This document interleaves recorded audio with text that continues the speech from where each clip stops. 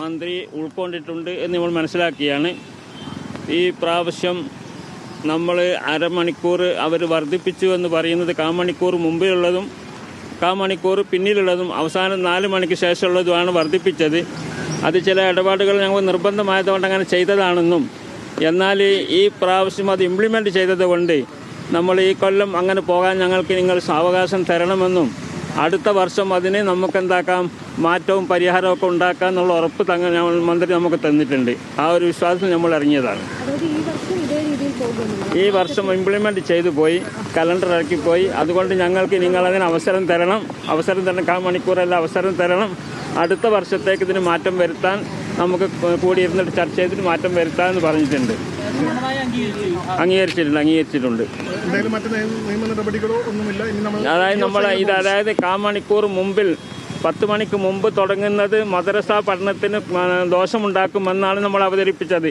അതിൽ മാറ്റം ഉണ്ടാക്കാൻ വേണ്ടി ചില കാര്യങ്ങളൊക്കെ നമ്മളും പറഞ്ഞു. അത് ഉൾക്കൊള്ളാൻ അവർ തയ്യാറായിട്ടുണ്ട്. പക്ഷേ എങ്ങനെ കലണ്ടറൊക്കെ ഇറങ്ങി കോടതിയിൽ സമർപ്പിച്ചു പോയി. അതുകൊണ്ട് ഈ പ്രാവശ്യം അങ്ങനെ പോകാൻ ഞങ്ങൾക്ക് ഇനി അനുവാദം തരണം, വിഷമിപ്പിക്കരുതെന്ന് പറഞ്ഞപ്പോൾ ഞങ്ങൾ അതിനോട് സഹകരിച്ചിറങ്ങിപ്പോരാണ് ചെയ്തത്. തൃപ്തരാണ്. അത് നമ്മൾ പറഞ്ഞതും നമ്മൾ നിവേദനം കൊടുത്തതും അനുസരിച്ച് രാവിലത്തെ കാമണിക്കൂറുള്ളത് ചുരുക്കിയിട്ട് 10 മണിക്ക് തന്നെ ആക്കും എന്നുള്ളതാണ്. അത് മാത്രമല്ല, ഇതിൽ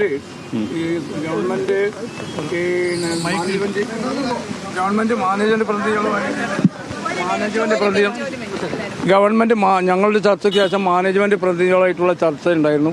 അതിൽ ഞങ്ങൾ സംബന്ധിച്ചു. അവിടെ കൂടിയിട്ടുള്ള എല്ലാവരും പറഞ്ഞിട്ടുള്ളത് ഇപ്പോൾ വരുത്തിയിട്ടുള്ള സമയക്രമം അത് ഇംപ്ലിമെന്റ് ചെയ്തപ്പോൾ രക്ഷിതാക്കൾക്ക്, കുട്ടികൾക്ക്, അതോടൊപ്പം തന്നെ അധ്യാപകർക്ക്, മറ്റു വിഭാഗങ്ങൾക്കൊക്കെ തന്നെ ധാരാളം പ്രശ്നങ്ങൾ ഉണ്ടായിട്ടുണ്ട്. അതുകൊണ്ട് രാവിലെ ഈ 9:45 ആരംഭിച്ചതും വൈകിട്ട് 4:15 അവസാനിപ്പിക്കുന്നതുമായി സമയക്രമം സമൂഹത്തിലുണ്ടാക്കിയ ഒരുപാട് പ്രയാസങ്ങളുണ്ട്. അതുകൊണ്ട് അതിനനുസരിച്ച് ഗവൺമെൻറ് എന്ത് ചെയ്യണം, ഈ പുനരാലോചന നടത്തി എല്ലാവർക്കും സ്വീകാര്യമാവുന്ന രീതിയിൽ സമയക്രമം വരുത്തണം എന്നാണ് എല്ലാവരും അവിടെ നിന്ന് ചർച്ചയിൽ ഉന്നയിച്ചിട്ടുള്ളത്. അത് മന്ത്രി അത് ഉൾക്കൊണ്ടിട്ടുണ്ട്. നേരത്തെ ഉമർ ബൈജു സാഹിബ് പറഞ്ഞതുപോലെ ഈ വർഷം ഇത് ഇംപ്ലിമെൻറ്റ് ചെയ്ത് കോടതിയിൽ അത് അവതരിപ്പിച്ചത് കൊണ്ടുള്ള ഒരു പ്രയാസം അത് സഹകരിച്ചുകൊണ്ട് അടുത്ത വർഷം എല്ലാവരുമായി ചർച്ച ചെയ്ത് ഇതിന് പരിഹാരം ഉണ്ടാക്കാം എന്ന രീതിയിൽ അവിടെ ആ യോഗത്തിലും അതോടൊപ്പം ഞങ്ങൾക്ക് നേരത്തെ നടത്തിയ സമസ്തയുമായി ബന്ധപ്പെട്ട് നേരത്തെ നടത്തിയ മന്ത്രിയുടെ ചർച്ചയിലും ആ രീതിയിൽ വിദ്യാഭ്യാസ മന്ത്രി പറഞ്ഞിട്ടുണ്ട്. ഗവൺമെൻറ്റിൻ്റെ തീരുമാനത്തെ ഞങ്ങൾ കാത്തിരിക്കുകയാണ്. തുടർന്നുള്ള പരിപാടിയും കാര്യങ്ങളൊക്കെ ഞങ്ങളുടെ നേതൃത്വമായിട്ട് കൂടി ആലോചിച്ച് ശേഷം ഞങ്ങൾക്ക് അത് സംബന്ധമായിട്ടുള്ള കാര്യങ്ങൾ എടുക്കും. മദ്രസ സമയത്തിൽ മാറ്റം വരുന്നില്ല. മദ്രസ സമയത്ത് സ്വാഭാവികമായിട്ടും ഇതിനൊപ്പം വരുന്ന ക്രമത്തിൽ തന്നെ തുടരും. അതിൽ മാറ്റം വരുത്താൻ ഞങ്ങൾക്ക് കഴിയില്ല. ആ രീതിയിലാണ് അത് ക്രമീകരിച്ച് പോരുന്നത്.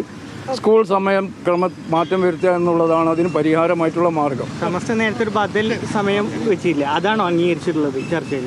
അത് ഞങ്ങൾ 2-3 ഓപ്ഷൻ ഞങ്ങൾ വെച്ചിട്ടുണ്ട്. അതിൻ്റെ കോപ്പി നിങ്ങൾക്ക് തരാം. ഞങ്ങൾ കൊടുത്തിട്ടുള്ള നിർദ്ദേശങ്ങളൊക്കെ തന്നെ നിങ്ങൾക്ക് അത് കോപ്പി തരാം. മന്ത്രിക്ക് കൊടുത്തിട്ടുള്ളതിൻ്റെ നിർദ്ദേശങ്ങൾ ഞങ്ങൾ തരാം. ഇതെല്ലാം തന്നെ പ്രാക്ടിക്കലായിട്ടുള്ള നിർദ്ദേശങ്ങളാണ് സമസ്ത മുന്നോട്ട് വെച്ചിട്ടുള്ളത്. അതിനനുസൃതമായിട്ടുള്ള ഒരു തീരുമാനം ഉണ്ടാവും എന്ന് തന്നെയാണ് ഞങ്ങൾ പ്രതീക്ഷിക്കുന്നത്. ഇന്നത്തെ ചർച്ച ഞങ്ങൾക്ക് ശുഭപ്രതീക്ഷയാണ് ഉള്ളത്.